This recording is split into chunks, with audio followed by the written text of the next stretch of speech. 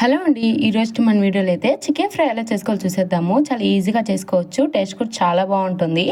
ఒకసారి నేను చెప్పిన ప్రాసెస్లో అయితే ట్రై చేయండి. సెమీ గ్రేవీతో అన్నంలో కలుపుకొని తినే విధంగా చాలా ఈజీగా అండ్ టేస్టీగా ఉంటుంది. చికెన్ కూడా చాలా సాఫ్ట్గా ఉడికింది కదా. ఇంకా లేట్ చేయకుండా ప్రాసెస్లోకి అయితే వెళ్ళిపోదాం. మా ఛానల్ని అయితే సబ్స్క్రైబ్ చేసుకోండి. ఇంకా లేట్ చేయకుండా ప్రాసెస్లోకి అయితే వెళ్ళిపోదాము. ఫస్ట్ ఒక కడాయిలోకి 4 స్పూన్ల వరకు ఆయిల్ వేసుకొని ఉల్లిపాయలు అండ్ అలాగే పచ్చిమిరపకాయలు అయితే వేసుకొని లైట్గా వేయించుకోవాలి. మనకి ఎక్కువ ఫ్రై అవ్వాల్సిన అవసరం లేదు. ఇక్కడ నేను చూపిస్తున్న విధంగా ఫ్రై అయితే సరిపోతుంది. ఈ విధంగా ఫ్రై అయిన ఉల్లిపాయ పచ్చిమిరపకాయల్లో మనం ముందే క్లీన్గా వాష్ చేసి పెట్టుకున్న చికెన్ అయితే వేసుకొని 1/2 స్పూన్ వరకు పసుపు అయితే వేసుకొని పసుపు అంతా చికెన్కి కలిసే విధంగా మంచిగా కలుపుకోవాలి.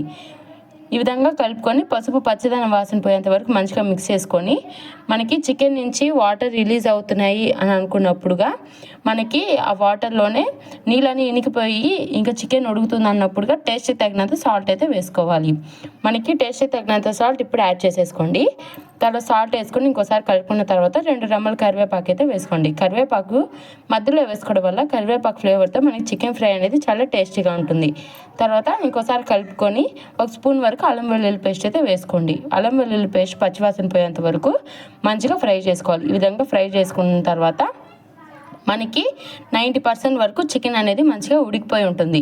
ఉడికిపోయిన తర్వాత మనకి 1/2 స్పూన్ వరకు గరం మసాలా అండ్ అలాగే 1.5 టేబుల్ స్పూన్ వరకు కారం అయితే వేసుకోవాలి. కారం తక్కువ వేసుకోవచ్చు, ఎక్కువ కూడా వేసుకోవచ్చు, అది మీ టేస్ట్ బట్టించి ఉంటుంది.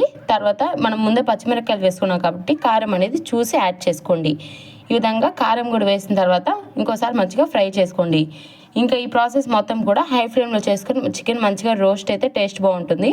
లాస్ట్లో హై ఫ్లేమ్ పెట్టుకొని ఈ విధంగా రోస్ట్ చేసుకోవాలి.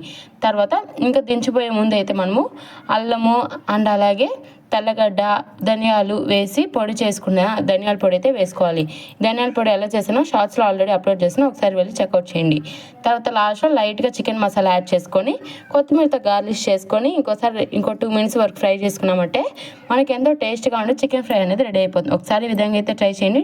చాలా అంటే చాలా టేస్టీగా ఉంటుంది. ఈజీగా కూడా చేసుకోవచ్చు.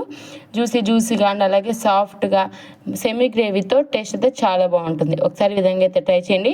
మీకు ఇంకా డీటెయిల్ రెసిపీ కావాల్సింటే కమెంట్ సెక్షన్లో కమెంట్ చేయండి. లాంగ్ వీడియో అయితే అప్లోడ్ చేస్తాను డీటెయిల్గా. ఇలాంటి మరెన్నో వీడియోస్ కోసం మా ఛానల్ని అయితే సబ్స్క్రైబ్ చేసుకోవడం మాత్రం మర్చిపోకండి.